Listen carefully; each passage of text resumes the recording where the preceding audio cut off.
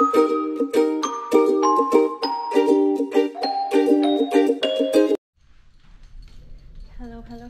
mga marsipans.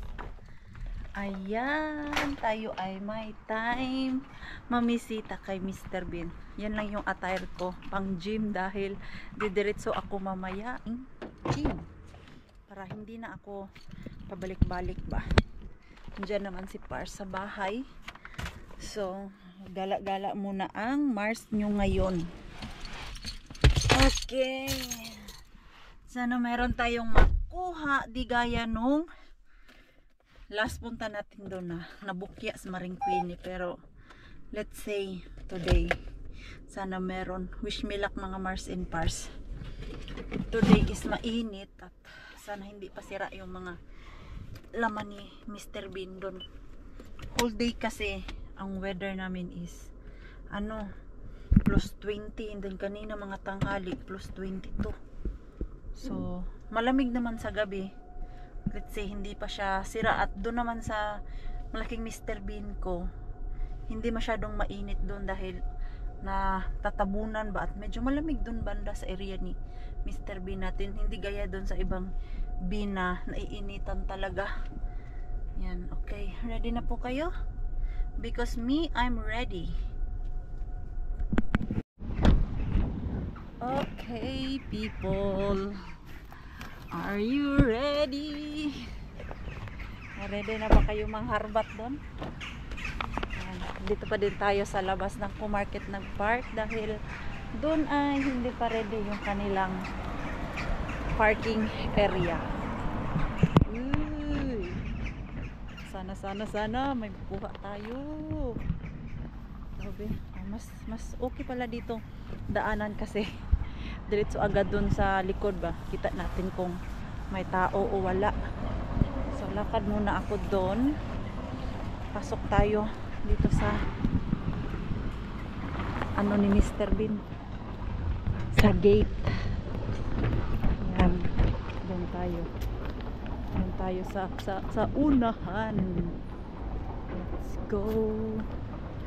Yan, mabawal pala dumaan dyan.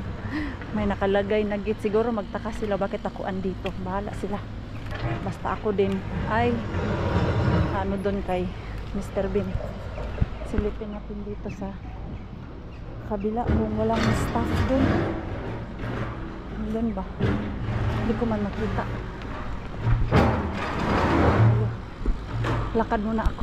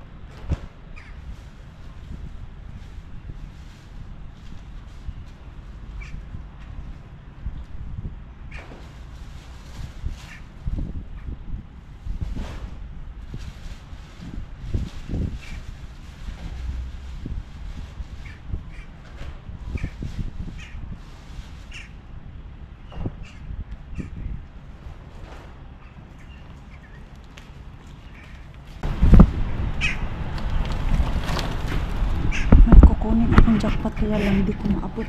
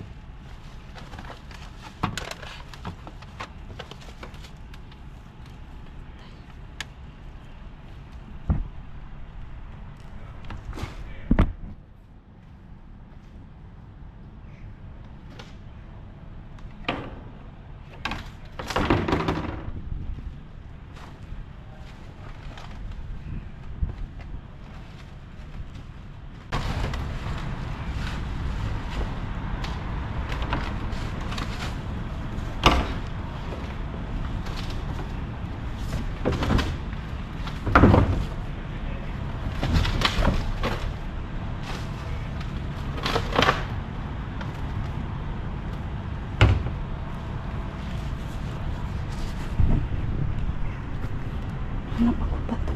Wala.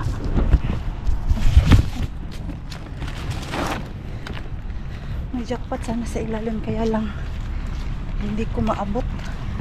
Nasa pinaka ilalim talaga siya mga Mars. Walang patungan si Maring Queenie eh. Hirap sa palisod si Maring Queenie pero may nakuha akong 2 pack ng jackpot. Kita nyo naman, nahirapan si Maring Queenie doon sa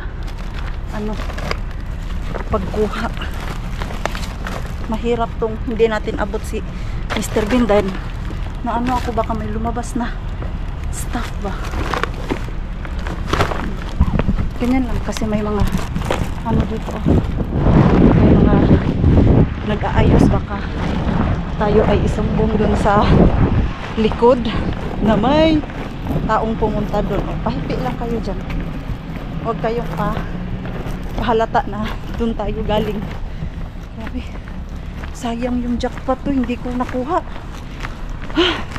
Ano siya? Sa pinakailalim talaga. At before that, may mga lumang pagkain ba? Yung mga ready-made. Nilagay nila doon. At sa pinakailalim may na kapa ako doon na mabigat siya at hindi ko siya makuha nung mahawakan ko na nabutas yung plastic. Hirap nito pag hindi abot. Kahit may panungkit ako, hindi ko po yun siya makukuha dahil manipis yung plastic niya ba. Nahawakan ko nga lang kanina. Trinay kong kunin na nabutas. Ganda pa naman kasi ang lamig pa. Lamig nung karne, sarap balikan. Uy, wala akong hagdanan. Hindi naman tayo pwede magbitbit ng hagdanan. Baka tayo ay mahuli. Alam nyo namang ninja tayo dyan. Ayan o, sulit yung ating punta ngayon. Ayan o, ito yung aking nakuha. May karne at malamig pa po talaga siya. Ayan o, ayan. Ayan, yan yung ating kuha ngayon. Ang lamig pa. Ngayon lang siguro yan nila tinapon.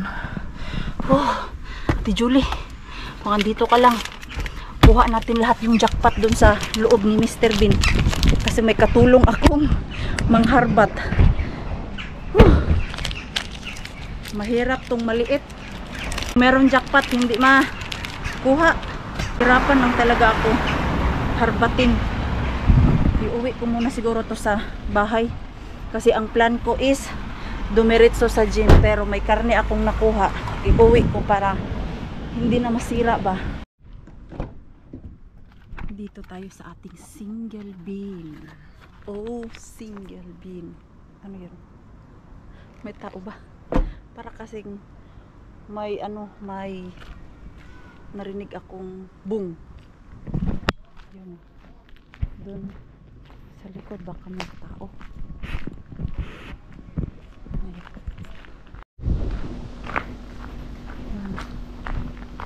Tignan natin kung may makukuha tayo. Wala lata sa mga Mars. Wala tayong makuha dyan. Wala. Hindi ko na naman siya abot. Saglit lang. Ito ka na ang ako dito. Talay ko nga kunin. May nakita akong grapes eh.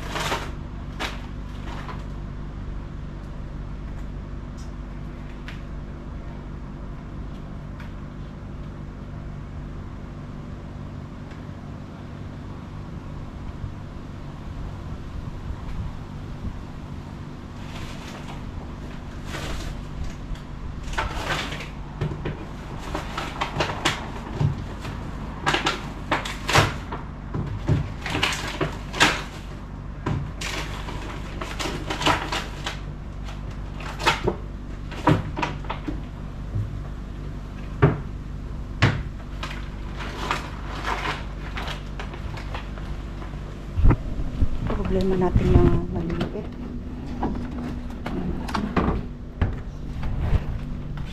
Ay, nako. Patangkarin nyo nga ako mga Mars.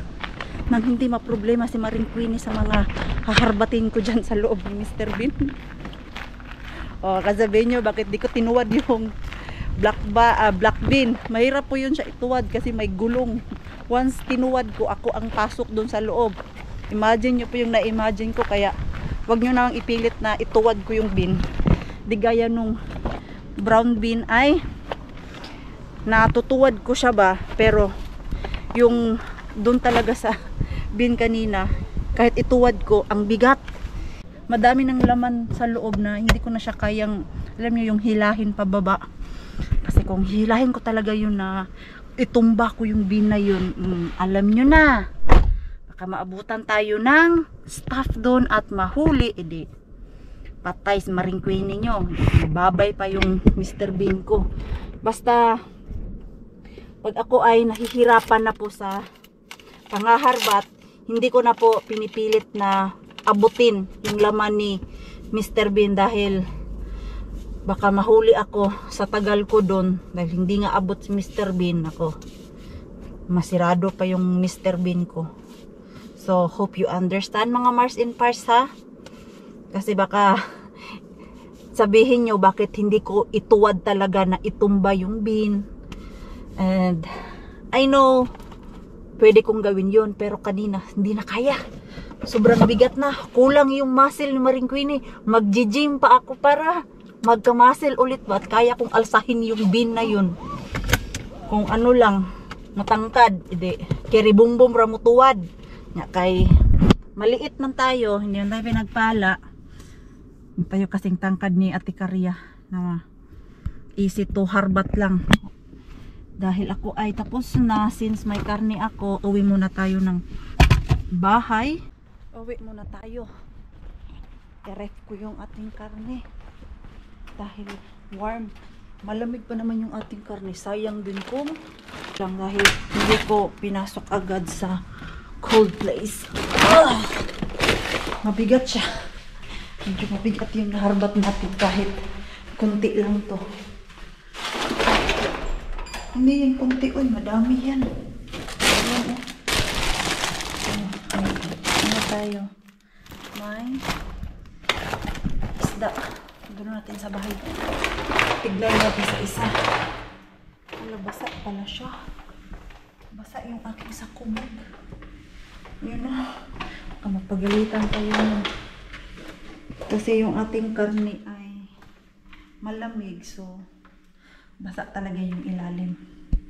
At fresh na fresh ba? Ngayong araw lang talaga to nila tinapon dahil napakalamig na. Napakalamig pa. Kasi kung kahapon pa to, and then kanina umaga ay warm weather na, wala na to, sira na. Pula-pula pa yung dugo.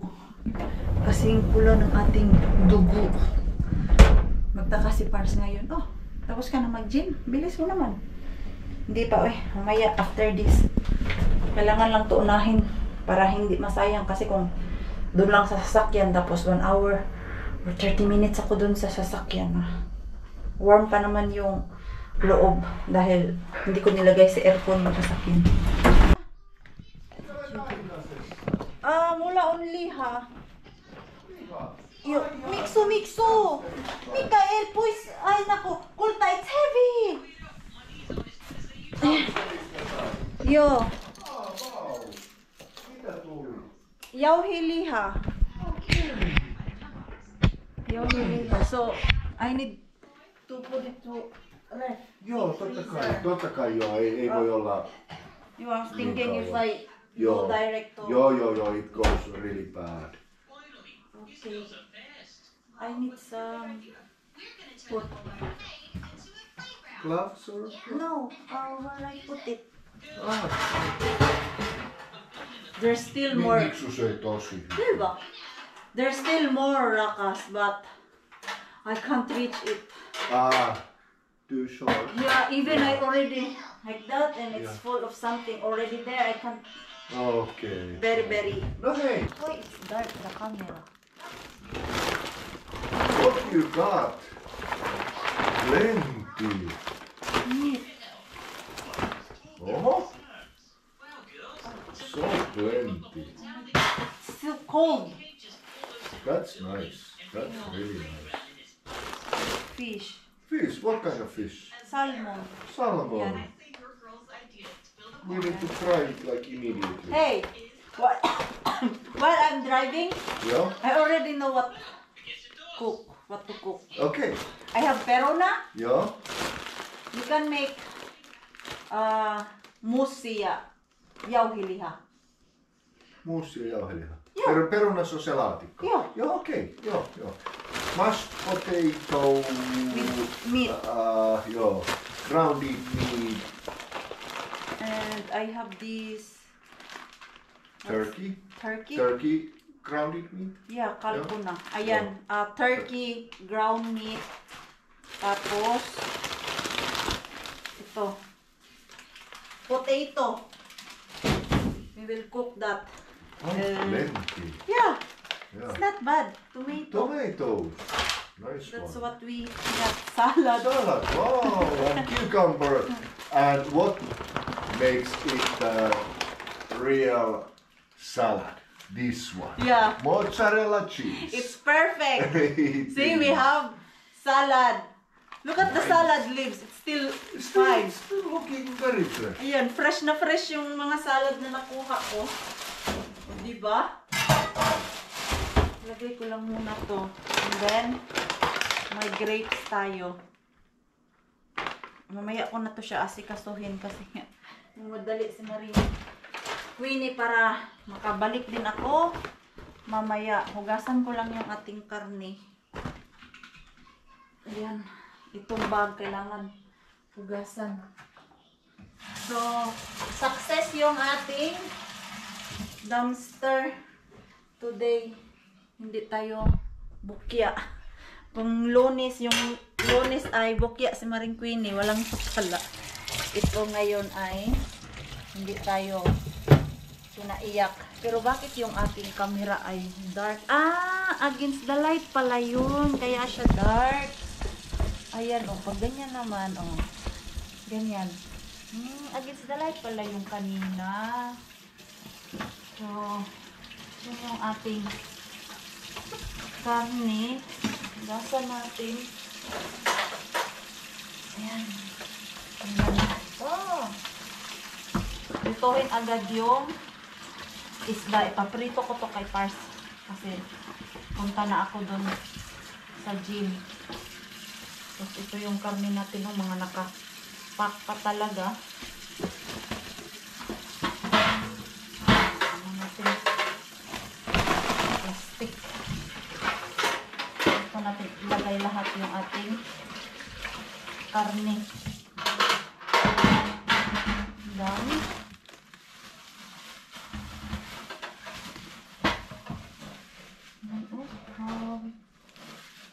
Jackpot yan, Mars. Good.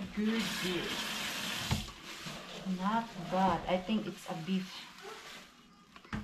Ayan, yung ating karne. Ilagay ko muna to dun sa ref natin. Yung ating isda, dahil sensitive ang isda, i-check natin muna kung okay pa ba siya. Yung dalawa nating pack na isda.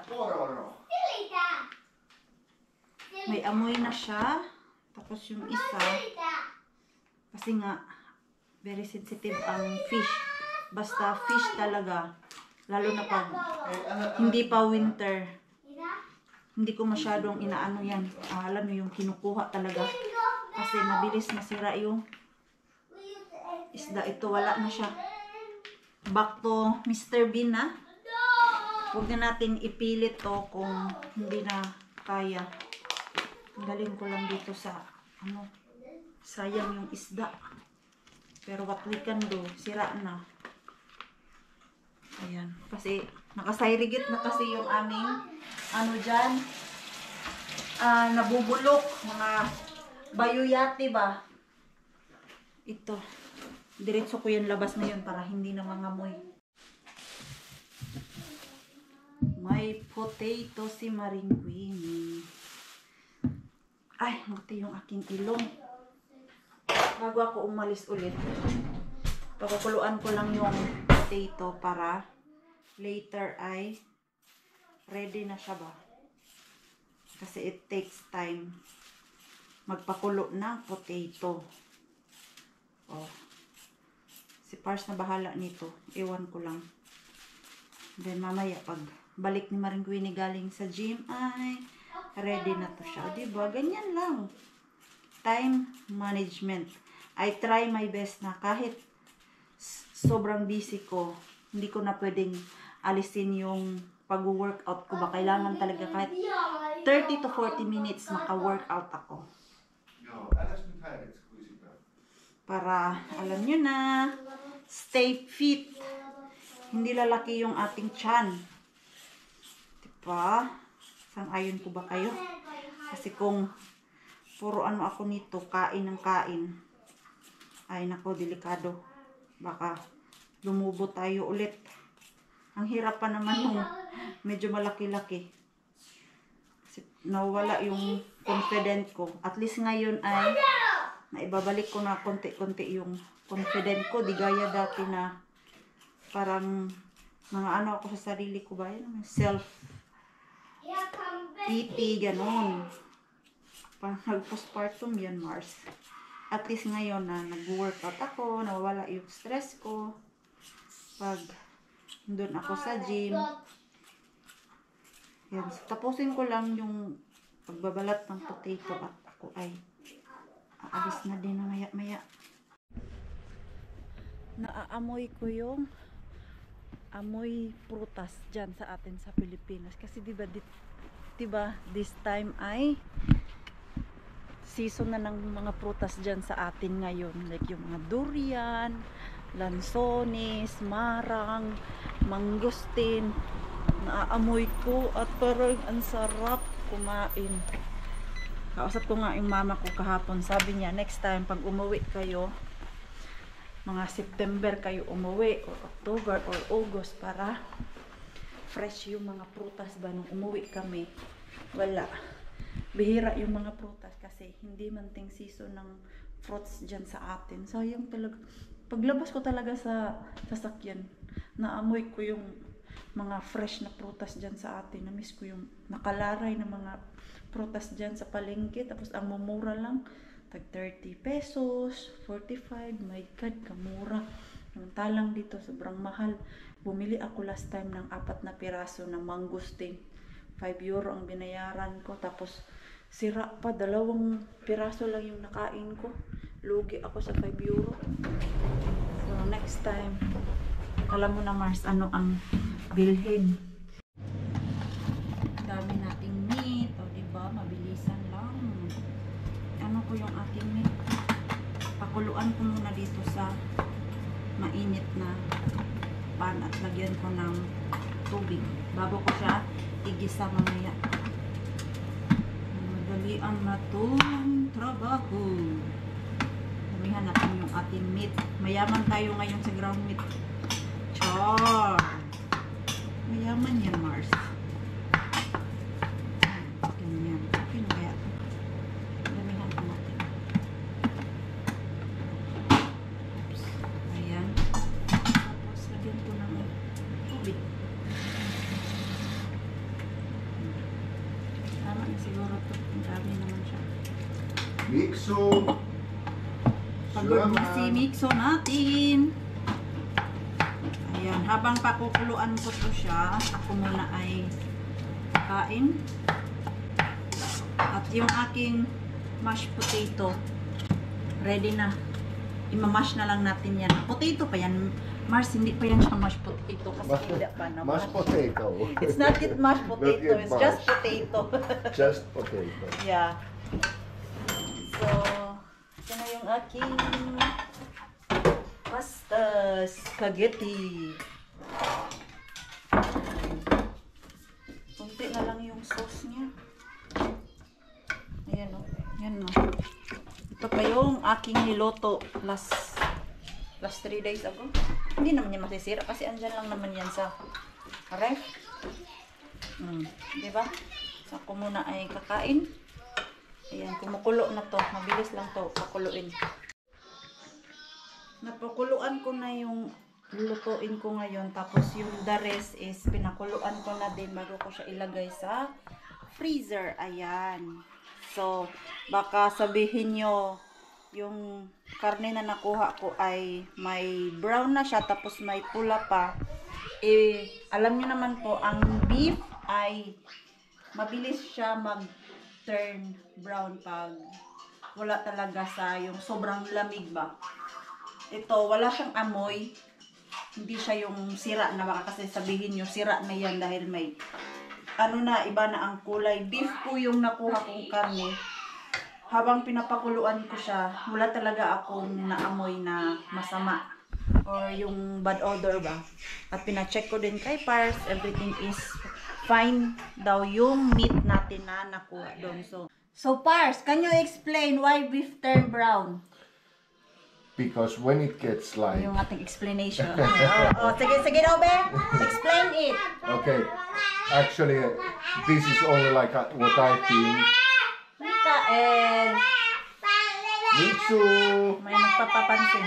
mga Mars, mga Pars. Mitsu is on the show now.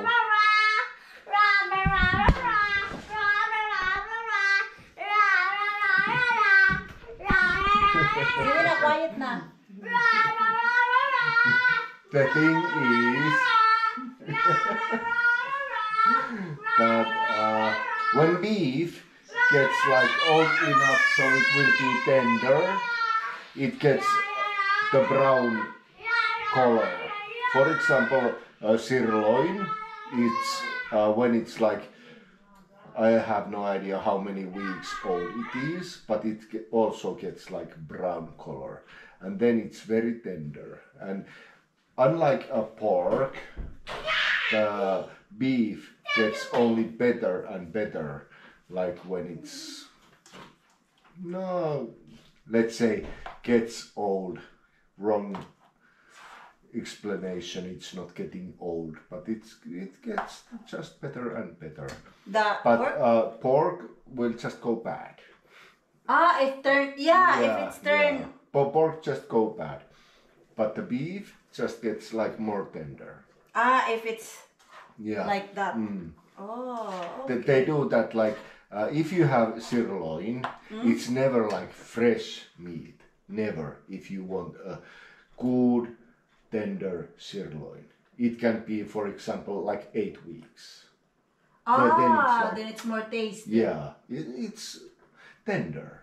Tender. Yeah. Okay. The age make that. Same. That's why. Same like the wine. The more long it is, the more it's tasty. Wine takes years. This takes only weeks. So that's why the beef turned brown. Yeah. Also, before in my first dumpster, and I've got those beef, I throw it, and then first, why you throw it? Because it's Yeah. brown already. Yeah. And then Yeah. he said that no, it's still fine. It's fine. It's totally fine. Totally fine. And then when I cook, it's just like tasty, and our tummy is fine. So You can smell it. If the Yeah. meat is bad, you can you smell can it. smell it. Yeah. This one is no smell. No. So it it's tastes totally just like fine. beef. Yeah, beef. Totally fine. Totally fine. Gigisa ko na yung aking karne sa ahos at sa onion at bawang. Tapos ang timpla nito ay kayo na bahala kung ano ang gusto nyong timpla. Ako kasi lalagyan ko siya ng iba't ibang klaseng herbs. Tapos lalagyan ko din siya ng yung pepper para may gulay din at konting carrot. Tapos meron pa ako ditong herbs na thyme. Yan lang yung aking ititimpla. Tapos pepper, salt, ganun. Hindi naman kailangan na madaming lasa nito. Basta kayo magkalasa lang siya, yun na yun. Ayan. So dahil luto na yung karne ko, dahil napakuluan ko na kanina, panuhan ko na lang siya, igisa-gisa. At lalagyan natin ng salt. Ito, meron kami dito meat powder seasoning. Para din siyang Knorr cubes, pero ito powder. So ito yung aking ilalagay para may lasa yung aking meat. Ayan. Mabango na siya. Mabilis ang luto lang to. Lagyan ko pa pala to ng cheese. And salt. Wala kasi yung salt eh. So, ganyan lang. Ikaw na ang tansya-tansya kung ano ang gusto mong panlasa ng inyong shepherd pie. Ay, ang mga. Uy! Ayan, madali ang luto. Ready to oven na yung aking shepherd pie. O, diba? Nakalimutan tayo ng food for today's vlog. Ayan. Masyado palang madami yung maluto ko. So, dalawang lagayan ang ginawa ko. Ayan, dalawang ganito. Tapos, lagyan natin ng ganyan yung taas. Pakrispehin lang natin yung ating mashed potato. Diba? Very easy and very healthy. Dahil wala kayong ibang ginawa dyan, kundi ginisa-gisa, lagyan ng pampalasa. Ayan. Hindi pa ready yung aking oven. So, ready to put to oven and after 30 minutes, luto na yan. Actually, luto na yung mga nilagay ko dyan. Kailangan lang pagkrispehin yung mashed potato natin. So, ang kalat, bam. Ito pa, hindi ko pa pala siya nahugasan. Kailangan natin hugasan to. At ito ay isanitize natin. Babad natin mamaya sa may baking soda. Finally, ako ay natapos kapag linis na din ng kusina. At ito yung aking mga gulay at putas. Meron tayong cucumber, binabad ko na yan. Tapos yung grapes at tomato, ayan, ang daming tomato kasi yung ating mixo, mahilig yan sa kamatis. Hindi ko alam bakit gustong-gusto niya ang kamatis. Hindi ko naman pinaglihiyan sa kamatis. In fact, nung ako ay buntis, ayaw ko sa kamatis. Hate na hate ko yung kamatis. So, ayan, ready na. Hugasan ko lang ulit. Nababad ko na to. Kanina pa to nababad eh. Matamis kaya to? Oras na ba? Ayaw ko na kumain kasi Pa-fasting ako. 16 hours yung aking fasting. So, bali 8 hours lang yung aking kain. Ayan. Oh. Pero pwede mo na siguro tikman. Wala na siguro mawala, diba? Yung grapes lang to. Hala? Ang tamis ng ano? Ng grapes? Ang sweet lang sa grapes. Ang mahal kaya ng grapes ngayon. Ayan. Diba? Nakasave tayo. Tapos yung aking ano, hey Rakas, taste the grapes. It's sweet. Sweet. Sweets. It's sweet. It's sweet. I like it.